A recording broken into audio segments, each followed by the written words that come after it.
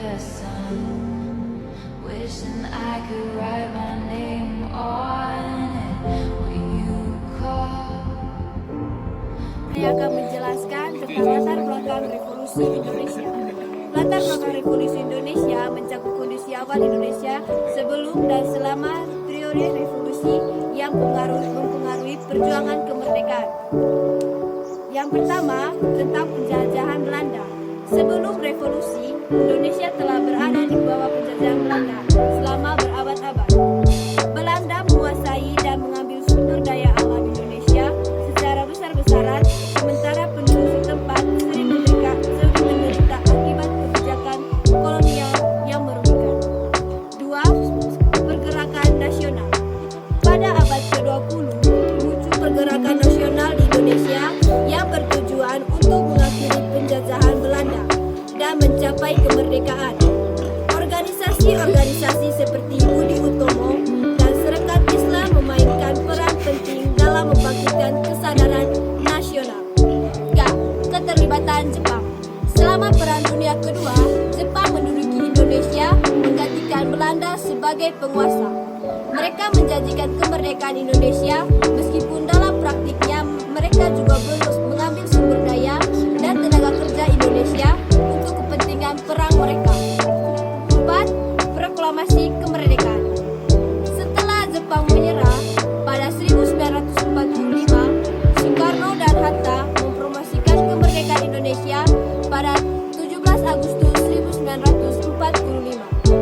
Menjelang kedatangan Belanda yang berusaha untuk mengembalikan kendali mereka. 5. Ketidaksetujuan internasional. Meskipun Belanda berusaha untuk menguasai kembali Indonesia, masyarakat internasional termasuk tekanan dari Amerika Serikat dan PBB mulai mendukung kemerdekaan Indonesia. Ini mengakibatkan konversi diplomatik seperti konferensi Meja Bundar pada 1949 yang mengakhiri penjajahan Belanda dan mengakui kemerdekaan Indonesia. Kronologi Revolusi Indonesia yang menggambarkan perkembangan penting dalam periode perjuangan kemerdekaan. Yang pertama, 17 Agustus 1945, Soekarno dan Muhammad Hatta memproklamasikan kemerdekaan Indonesia di Jakarta. Ini adalah titik awal dari Revolusi Indonesia. Yang kedua, 1945 sampai 1946, Belanda mencoba menguasai kembali wilayah-wilayah Indonesia yang mereka kuasai sebelum Perang Dunia Kedua, memicu konflik bersenjata awal antara pasukan Indonesia dan pasukan Belanda. Yang ketiga, 1947, pada tanggal 21 Juli, terjadi serangan besar-besaran oleh pasukan Belanda di kota Yogyakarta yang dikenal sebagai agresi militer Belanda I. Ini mengakibatkan pemindahan pemerintahan Republik Indonesia ke Sumatera. Yang keempat, 1947 sampai 1948, agresi militer Belanda II terjadi pada Desember 1947 dan berlangsung hingga Januari 1948. Pada tahun 1948, Soekarno, Hatta, dan beberapa pemimpin nasionalis ditangkap oleh Belanda. Yang kelima, 1949. Pada tahun ini, konferensi Meja Bundar diadakan di Den Haag, Belanda, yang menghasilkan perjanjian yang mengakui kemerdekaan Republik Indonesia Serikat. Belanda secara resmi mengakui kedaulatan Indonesia pada 20 Desember 1949. Yang keenam, 1950. Republik Indonesia Serikat didirikan sebagai negara federal dengan federal. Namun, ini akhirnya dihapuskan pada tahun 1949 dan negara dikenal sebagai Negara Republik Indonesia yang berbentuk kesatuan demokrasi. Yang ketujuh, 1955, GE. Muhammad Hatta bersama Soekarno adalah salah satu proklamator kemerdekaan dan menjadi wakil presiden pertama Indonesia.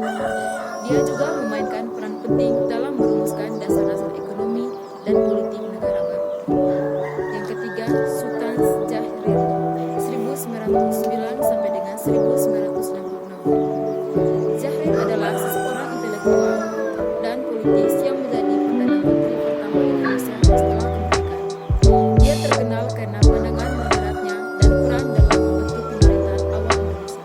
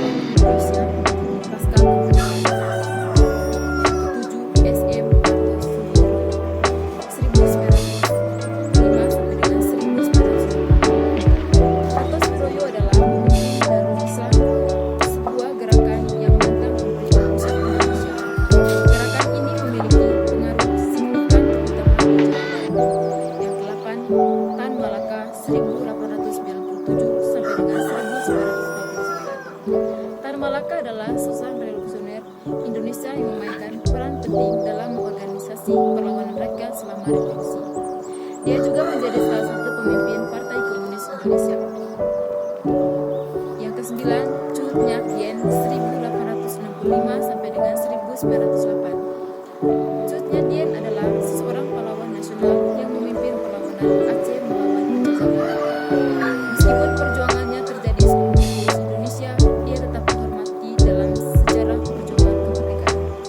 Yang terakhir, Ibu Fatmawati 1912. Indonesia memiliki dampak yang signifikan dalam berbagai aspek, termasuk politik, ekonomi, sosial, dan budaya.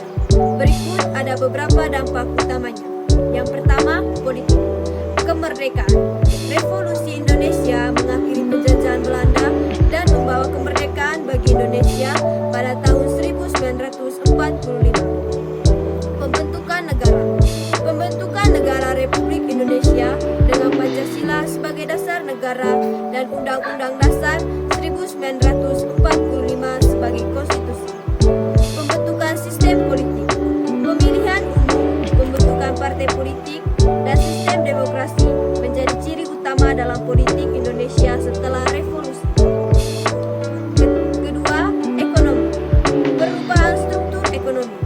Revolusi mengubah struktur ekonomi Indonesia dari yang didominasi oleh sektor agraris menjadi lebih beragam dengan pertumbuhan sektor industri dan jasa. Nasionalisasi. Pemerintahan baru nasionalisasi beberapa perusahaan asing dan aset kolonial, menciptakan industri-industri nasional. Pembangunan ekonomi. Upaya untuk membangun ekonomi nasional dan mengurangi ketidaksetaraan ekonomi. Ketiga, sosial. Perubahan sosial. Revolusi menciptakan perubahan sosial yang signifikan, termasuk perubahan dalam hubungan antara berbagai kelompok etnis dan agama di Indonesia. Pendidikan. Pemerintah mencurahkan sumber daya untuk meningkatkan pendidikan di seluruh negeri, meningkatkan tingkat melek, huruf, dan akses pendidikan bagi banyak orang.